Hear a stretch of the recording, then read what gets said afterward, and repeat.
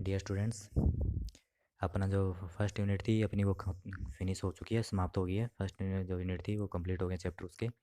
अभी second unit अपनी start है। और सेकंड यूनिट का जो फर्स्ट चैप्टर आपका आर्द्रता तथा वर्षा, ह्यूमिडिटी एंड प्रिसिपिटेशन, यानी कि कैसे आर्द्रता क्या होती है, कैसे बारिश वगैरह ये वर्षा होती है, वर्षा के कितने प्रकार होते हैं, ये सब अपने इस यूनिट में अपने पढ़ेंगे, इस चैप्टर में अपने पढ़ेंगे।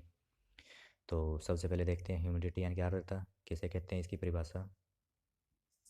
तो वायुमंडल में जो जल वाष्प होती है, मौजूद होती है, जो जल वाष्प तो होंगे, जल के कण तो रहेंगे, जो नमी होती है उसी को अपने आर्द्रता बोलते हैं।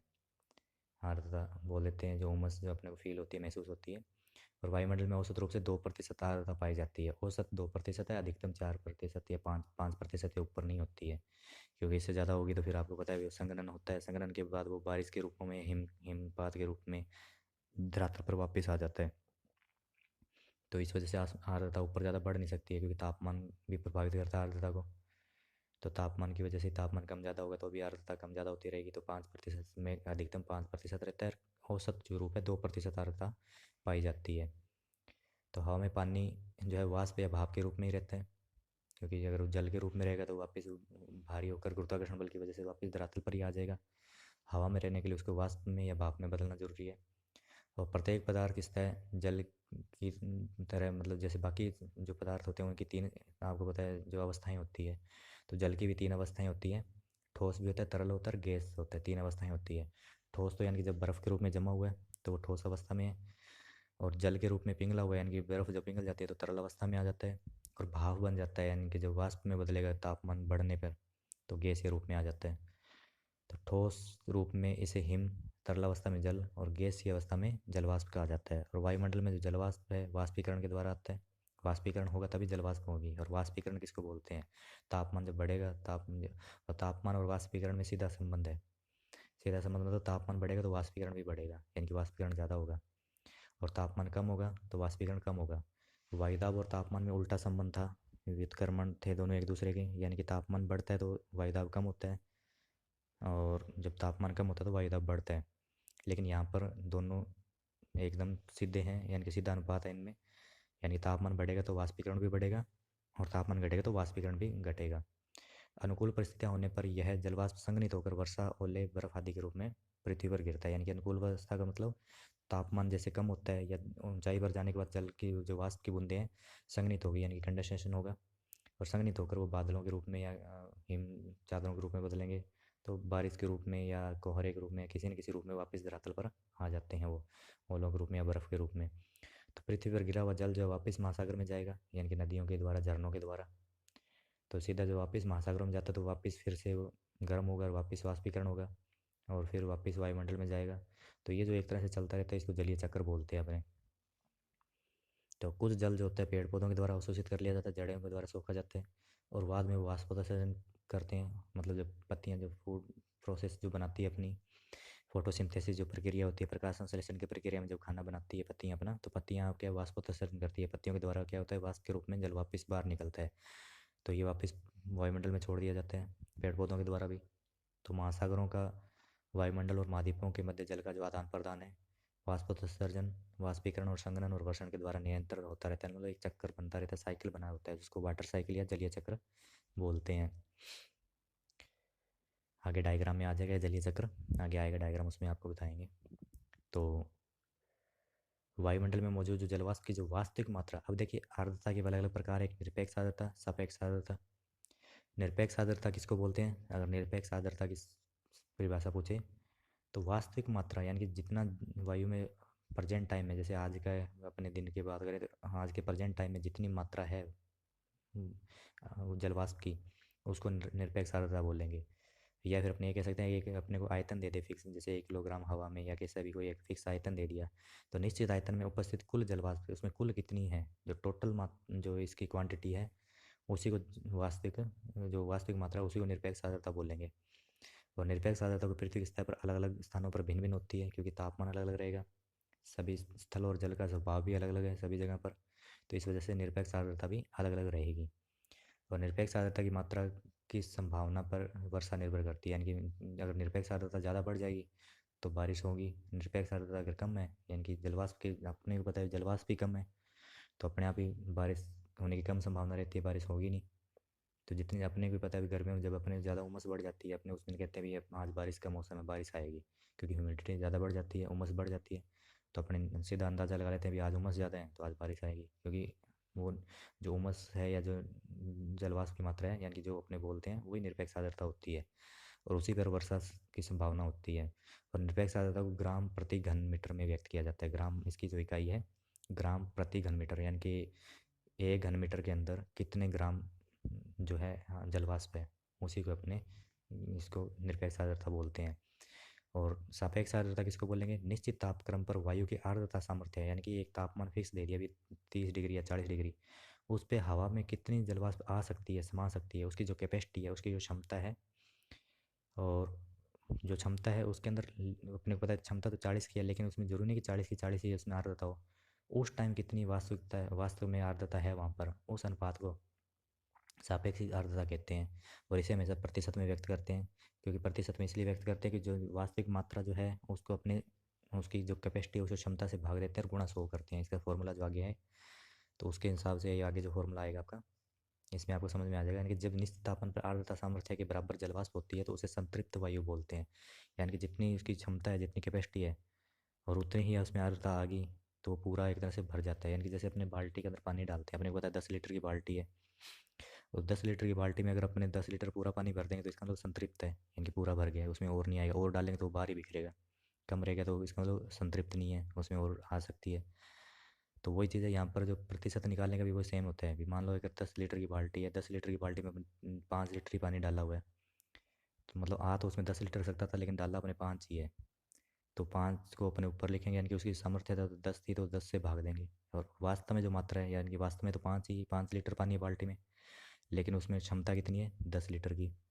तो जितनी क्षमता है वो तो नीचे लिखेंगे बटा में, और जितना वास्तव में वो ऊपर लिखेंगे और गुणा 100 करेंगे अपने। तो वो उसका जो अपने आ जाता है, उसको अपने बोलते हैं प्रतिशत के अंदर जलवाष्प के, जो उसको सापेक्ष आर्द्रता या सापेक्ष आर्द्रता बोल लेंगे अपने। और जो संतृप्त वायु है, तो संतृप्त हो जाएगी जिस तापमान पर, उसको अशांक बोलते हैं, कि ड्यू पॉइंट पर, उसको ड्यू पॉइंट बोलते हैं। तो ये देखिए फॉर्मूला जो दे रखा है सापेक्ष आर्द्रता का, निरपेक्ष आर्द्रता, निरपेक्ष आर्द्रता आपको बताया था, जो मात्रा वास्तव में मात्रा होती है, जैसे अभी बताया, अभी बाल्टी में वास्तव में पानी तो 5 लीटर ही है, लेकिन उसकी क्षमता 10 लीटर की है। और वास्तविक जो मात्रा होती है उसी को अपने निरपेक्ष आर्द्रता बोलते हैं। तो निरपेक्ष आर्द्रता को और आर्द्रता सामर्थ्य को भाग देंगे और गुणा 100 करेंगे, तो वो अपना आ जाता है सापेक्षिक आर्द्रता। वायुमंडलीय आर्द्रता का मापन जो हाइग्रोमीटर या आर्द्रता मापी यंत्र से किया जाता है, यानी कि इसको मापने का जो एक यंत्र है, उपकरण जो है, उसको हाइग्रोमीटर या आर्द्रता मापी बोलते हैं। अब वाष्पीकरण देखिए, वाष्पीकरण किसे बोलते हैं, या इवेपोरेशन जो है, यानी कि जो वो प्रक्रिया जिसके द्वारा जल को वाष्प में बदलते हैं, जल वाष्प में बदलने की जो प्रक्रिया है उसी को वाष्पीकरण बोलते हैं। तापमान होगा तभी। और वायुमंडल को आर्द्रता वाष्पीकरण द्वारा ही मिलती है। तो जिस प्रक्रिया के द्वारा जल वाष्प में बदलता है वह वाष्पीकरण है। और वाष्पीकरण की मात्रा तथा तीव्रता किस किस पर निर्भर करेगी, यानी कि कौन से कारक है जो वाष्पीकरण ज़्यादा तेज़ या कम करते हैं, वाष्पीकरण को प्रभावित करने वाले जो कारक हैं वो कौन से हैं? एक तो वायु की गति, जितनी तेज़ हवाएं चलेगी तो वाष्पीकरण भी उतना तेज़ होगा। अगर हवाओं की गति कम है तो वाष्पीकरण भी कम होगा। तापमान का तो आपको बता ही दिया, सीधा संबंध है ही है, तापमान ज़्यादा है तो वाष्पीकरण भी ज़्यादा, ताप कम कम है तो वाष्पीकरण भी कम होगा। और शुष्कता, जितनी ज़्यादा शुष्कता होगी तो उतनी ज़्यादा आर्द्रता होगी, यानी कि सोखेगी ज़्यादा। यानी कि पहले से ही अगर हवा में पहले से आर्द्रता भरी हुई है, पहले से हवा में नमी है, तो और आर्द्रता वहाँ पे कहाँ समाएगी? वही अभी जो बाल्टी वाला एग्जांपल दिया वही सेम ही है। बाल्टी में अगर पहले से 10 लीटर की बाल्टी उसमें पूरा भर दिया आपने, तो और पानी आएगा कहाँ से? उसमें और पानी समाएगा नहीं। तो शुष्कता होनी जरूरी है, यानी कि अगर बाल्टी खाली है तो ही अपने उसमें और डाल सकते हैं। वही सेम है, अगर हवा में शुष्कता ज़्यादा है तो इसका मतलब उसमें आर्द्रता और समा सकती है, और आर्द्रता उसमें आ सकती है। तो शुष्कता पर भी निर्भर करती है। और स्थल की अपेक्षा सागरों में वाष्पीकरण ज़्यादा होता है, क्योंकि अपने को पता भी जल ही वाष्प में बदलती है, स्थल भाग तो वाष्प में थोड़ी बदलेगा। तो स्थल पे तो पानी अपने को पता भी या तो नदियों झरनों और इनमें होता है, वो कम मात्रा में है। और महासागरों में क्या है, पानी पानी है पूरा, तो इस वजह से सागरों में वाष्पीकरण ज़्यादा होता है। और कितनी ऊर्जा खर्च होती है, जो उसमें बजट देखा था उसके अनुसार ये चीज़ें दी हुई है यहाँ पर। भी पृथ्वी की ऊर्जा भी खत्म होगी ना, सूर्य से जो तापमान लेते हैं वो। तो 1 ग्राम जो बर्फ़ है उसको पानी में बदलने के लिए क्या होता है, 79 कैलोरी की आवश्यकता होती है। 79 कैलोरी, यानी कि 79 है, उतनी ऊर्जा की आवश्यकता होती है, उतनी ऊर्जा खपत होती है पृथ्वी की 1 ग्राम बर्फ़ को। तो बर्फ़ की तो मात्रा 1 ग्राम थोड़ी होती है, बहुत ज़्यादा होती है। और 1 ग्राम पानी को जो वाष्प में बदलने के लिए, भाप में बदलने के लिए 607 यानी कि 607 कैलोरी की आवश्यकता होती है। तो इतनी यानी कि बहुत ज़्यादा मात्रा में अपने ऊर्जा खपत करनी पड़ती है पृथ्वी को। और ये ऊर्जा मिलती कहाँ से? सूर्य से मिलती है। मतलब तापमान जो है वो वही ऊर्जा का साधन है इसका। तो यानी कि इतने एक तरह से इतनी ऊर्जा खत्म होती है पृथ्वी की। और महाद्वीपों पर सर्वाधिक वाष्पीकरण 10 डिग्री से उत्तर से 10 डिग्री दक्षिण अक्षांशों तथा महासागरों पर सर्वाधिक वाष्पीकरण दोनों गोलार्धों में 10 से 20 के मध्य होता है। यानी कि महाद्वीपों की बात करें तो 10 डिग्री उत्तरी और 10 डिग्री दक्षिणी अक्षांशों के बीच में ही होता है। और महासागरों पे 10 डिग्री से 20 डिग्री तक के मध्य में होता है, यानी कि ज़्यादा है वहाँ पर महासागरों में इसकी दूरी वाष्पीकरण की। और उच्च अक्षांशों की ओर वाष्पीकरण की मात्रा घटती जाती है, क्योंकि तापमान घटता जाता है वहाँ पर, क्योंकि सूर्य की किरणें तिरछी होती जाती है। जैसे जैसे अक्षांश बढ़ेंगे, यानी कि 30 डिग्री, 40 डिग्री, 50 डिग्री, 60 डिग्री या 90 डिग्री तो अपने को पता है ध्रुवीय होते हैं, पूरे बर्फ़ से जमे रहते हैं, वहाँ पे वाष्पीकरण वैसे ही नहीं होगा, तापमान होता ही नहीं वहाँ पर। तो जैसे जैसे अक्षांश बढ़ते हैं तापमान कम होता रहता है, और तापमान कम होगा तो अपने को पता है वाष्पीकरण भी कम होगा। तो जब उसके बाद देखिए, ये तो आपका हो गया था। तो वाष्पीकरण हर जगह एक समान नहीं होता। जैसे अपने को पता तापमान जब एक समान नहीं है, वायुदा भी एक समान नहीं है, तो वाष्पीकरण भी एक समान नहीं होगा। तो वाष्पीकरण की मात्रा क्या होता है मुख्य रूप से किन किन पे, अभी जो ऊपर आपको बताई दिया, एक तो तापमान, वायु की शुष्कता, जल क्षेत्र का विस्तार, बादल, पवन का वेग, इन पर निर्भर करती है। अभी नेक्स्ट आपका संघनन, यानी कंडेंसेशन किसको बोलते हैं? हवा जब जो जलवाष्प है ऊपर उठेगी, ऊपर उठ कर जब ठंडी होती है, जल वापस जल की बूंदों में बदलती है या बर्फ़ में बदलती है, मतलब वापस अपना रूप परिवर्तन करती है, उसी को संघनन बोलते हैं अपने। तो ये चीज़ यहाँ पे बताई हुई, जो गैसीय अवस्था के तरल या ठोस अवस्था में बदलने की प्रक्रिया है, यानी कि जो गैस अवस्था से वापस अपना रूप परिवर्तन करेगी, उसी प्रक्रिया को हमने संघनन बोलते हैं। और संघनन की क्रिया क्या होती है? सापेक्षिक आर्द्रता की मात्रा पर निर्भर करता है, यानी कि कितनी प्रतिशत आर्द्रता है उसके अनुसार।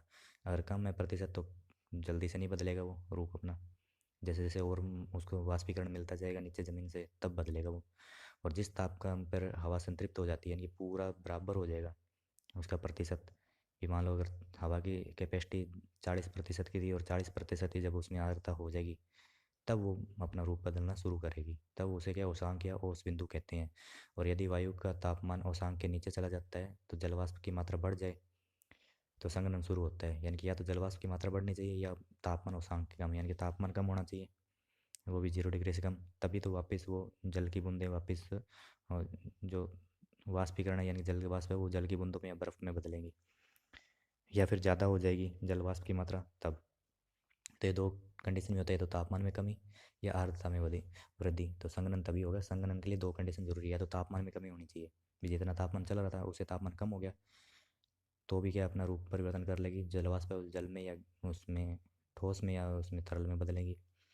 और अगर आर्द्रता ज़्यादा बढ़ जाएगी तो भी। तो संघनन के सर्वाधिक अनुकूल जो तापमान वाला ही है, क्योंकि तापमान कम हो गया तो जरूरी नहीं कि आर्द्रता लगातार बढ़ती रहेगी।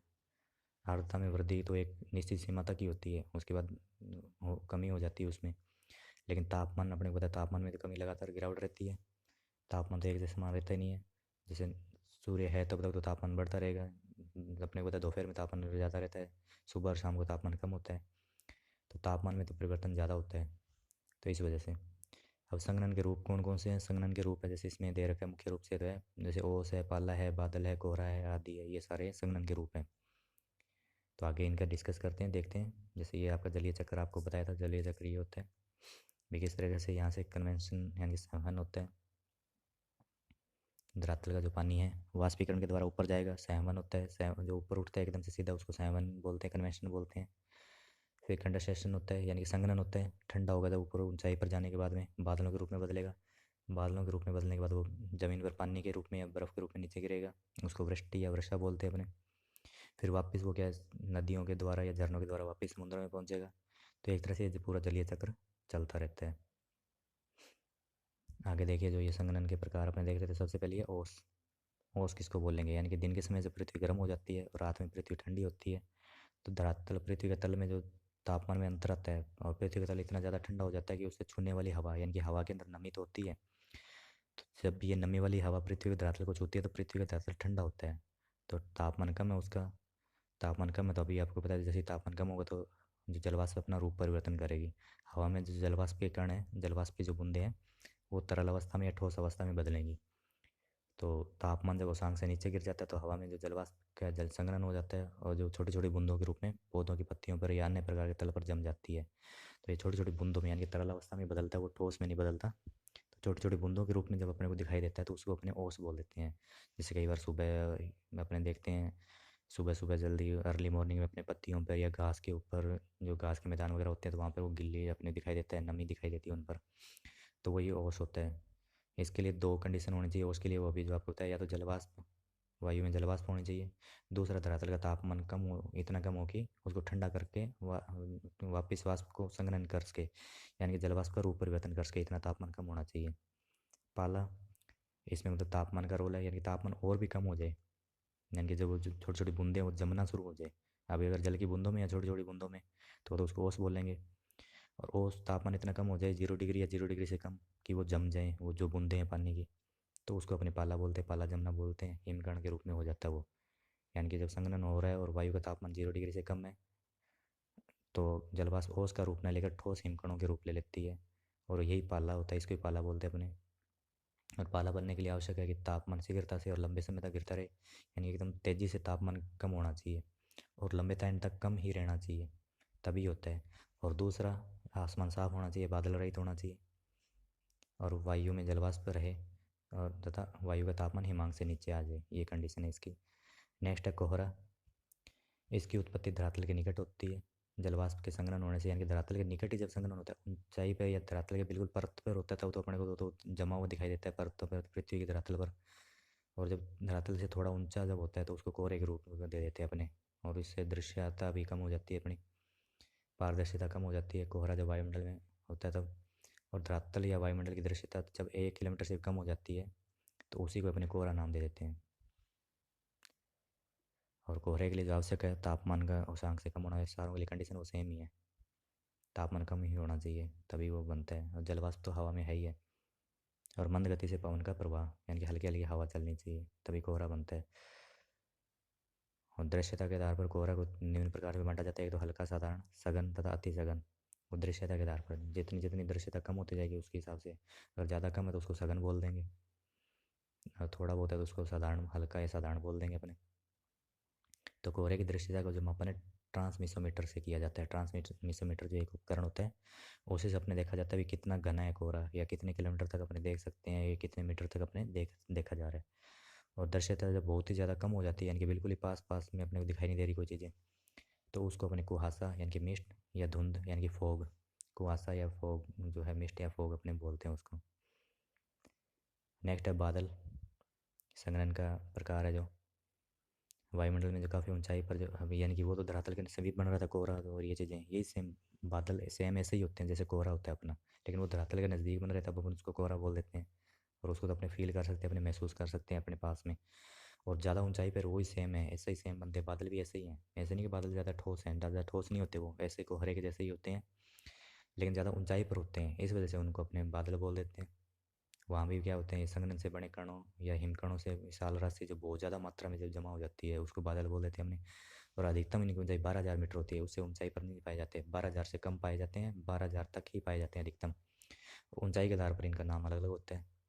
तो बादलों का निर्माण पृथ्वी की सतह से कुछ ऊंचाई पर होता है, इसलिए अलग अलग प्रकार के होते हैं। इनकी ऊंचाई, घनत्व, विस्तार तथा पारदर्शिता के आधार पर बादलों को 4 भागों में विभाजित किया जाता है मुख्य रूप से। 4 भाग कौन कौन से हैं? पक्षाभ मेघ, कपासी मेघ, स्तरी मेघ और वर्षा मेघ, ये इन 4 भागों में इनको बांटा जाता है। तो ये चैप्टर भी अपने 2 भागों में अलग अलग पार्ट्स में करेंगे। अभी आज इसका इतनी पार्ट है ये। तो बादलों का अपने नाम नाम देखें, बादलों के प्रकार जो इनके पूरा डिटेल में अपने स्टडी इसकी कल के देखेंगे।